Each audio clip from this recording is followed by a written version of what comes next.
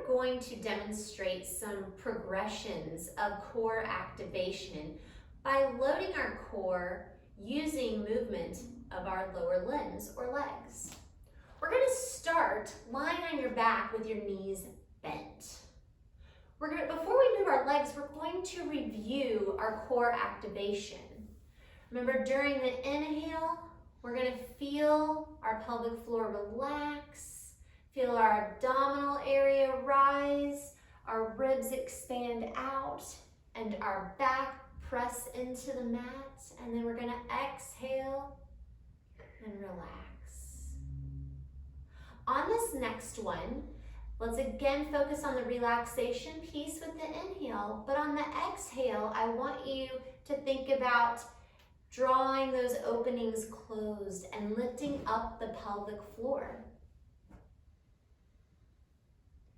As you're closing the openings and lifting the pelvic floor, you should feel tension in your lower abdominal region below the navel. It shouldn't feel like a muscle bulge, but almost like a trampoline, creating tension across that lower abdominal region. This is going to provide stability to our lumbar spine as well as our pelvis as we start to load the core by utilizing movements of the legs. The first movement we're going to teach you how to perform today is a bent knee fallout.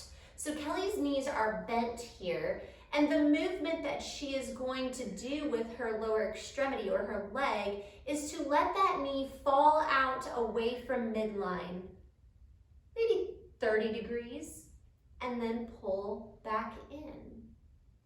Before she lets that leg drop out, she's going to activate her core muscles. So before she moves her leg, she's going to take a nice deep breath in.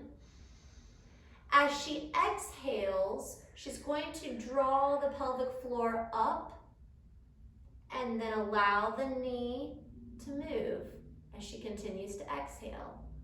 Good. So inhale, exhale, drop the knee out, inhale on the way up. Good.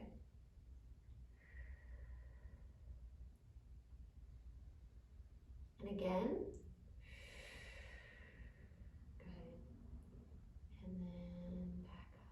We want to make sure as we drop the knee out that our pelvis does not rock towards the same side that the leg is moving.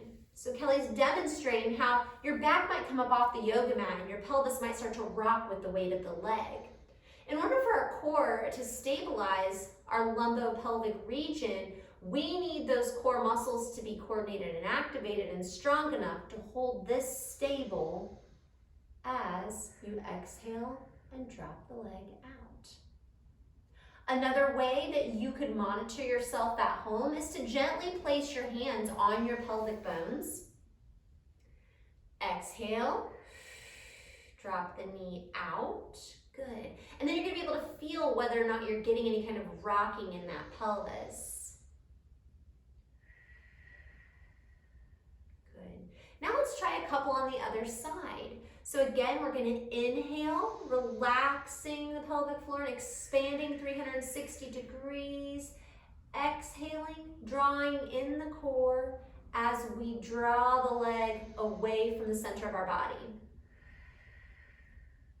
Maintaining stability of the lumbar spine and minimizing any rocking through the pelvis.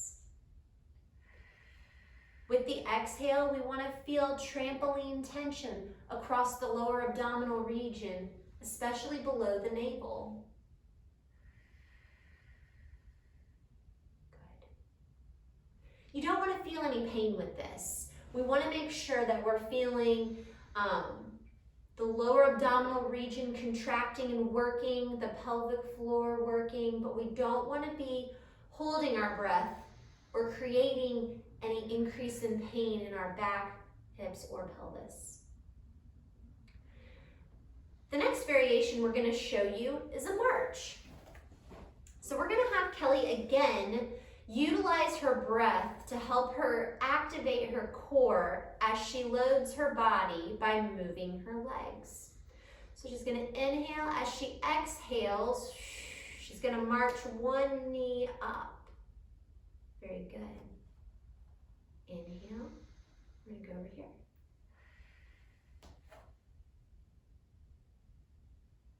It's really important on this exhale to, again, draw closed the openings of the pelvic floor. And as you're doing that, creating this trampoline tension in the transverse abdominis muscle, especially below the navel. We want to minimize any weight shifting or pelvic rocking through the torso as we lift the leg into a march. Remembering that we want to control things as we lift, but also as we lower the weight of the leg away from the center of the body.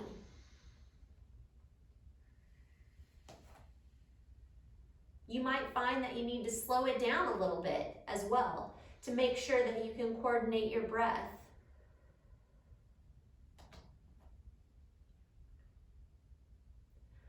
Finally, the third variation we're going to show you today that's going to help progress your core strength and activation is the heel slide. So again, we're going to start with our 360-degree expansion as we inhale, as we exhale, closing the openings of the pelvic floor, engaging transverse abdominis as you slide the heel out and bring it back in.